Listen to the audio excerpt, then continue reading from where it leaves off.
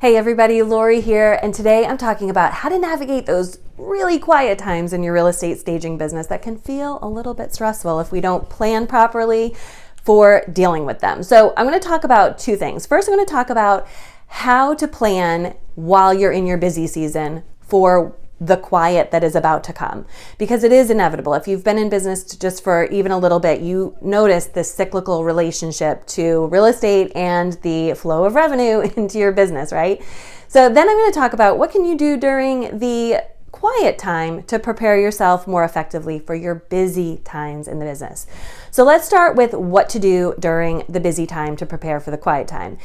I look at that purely as finances. When you are in the busy season, you are bringing in your revenue, and hopefully for you you're fully booked, you're booked out.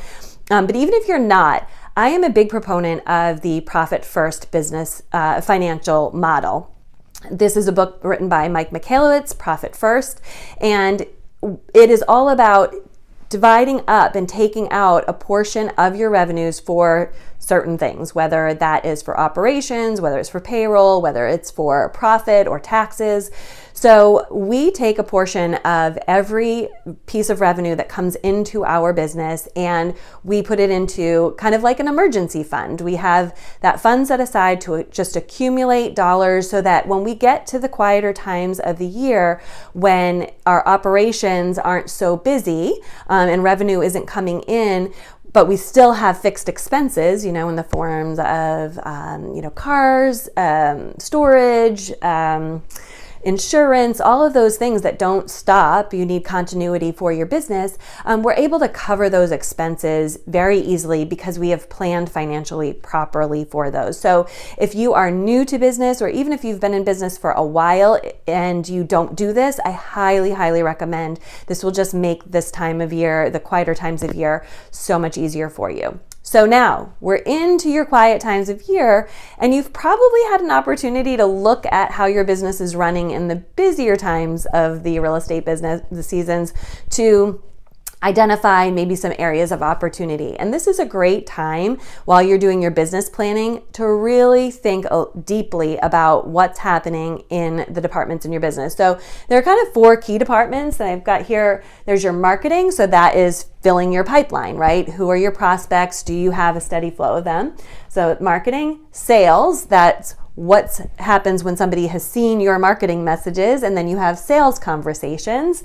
And then once you've onboarded someone, your operations. So how do you bring them into your, how do you onboard your clients right through to service delivery?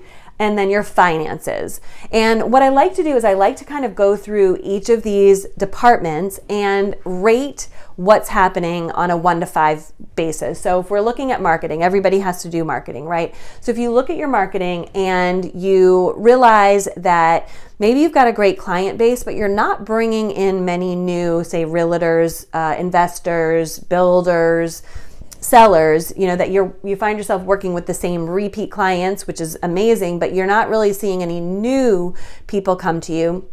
That might be an area where you might, rate yourself maybe on a 4 or a 3. Anything less than a 5, I start to look at it from a triad of actually it's people, processes, and tools. So I say, okay, if my marketing isn't bringing in new clients on a regular basis, or I'm not onboarding, like in our case, we really focus on realtors. If we're not onboarding new realtors, what's happening? Do we have the right people in place to do our marketing? So for years, I did our social media, and then we just shifted that so that there's somebody else doing it. And I kind of looked at that because I thought, I'm not really an expert in social media. I don't know that we're hitting, onboarding enough prospective clients. I'd like to improve that. Let's see if this is a people thing, if I need to replace myself. Is it a process thing? Are we not marketing consistently? Are we not consistently reaching out to our clients? Are we not consistently posting on social media in order to stay in front of clients and top of mind? Are we not booking enough presentations? Are we not scheduling enough coffee dates? Whatever that looks like for you, whatever your most effective money generation and prospect generation marketing activities are you doing those consistently? And then it's tools. So want to look at, do we have the right tools in place for our team? So maybe we have a customer relation management tool, but maybe we're not using it to its highest effect, and maybe we need something different because it's not working. We feel too fragmented with that. Maybe the tools are, do we need to understand how to schedule social media posts so that we can bulk create them and we don't have to think about it. So that could be a tools thing and actually a little bit of a process thing. So I encourage you to go through each of your departments, your marketing, your sales, your operations, and your finances, rate them 1 to 5, and then decide if they're less than a 5, is it an issue where you need people, you need a better process, or you need better tools.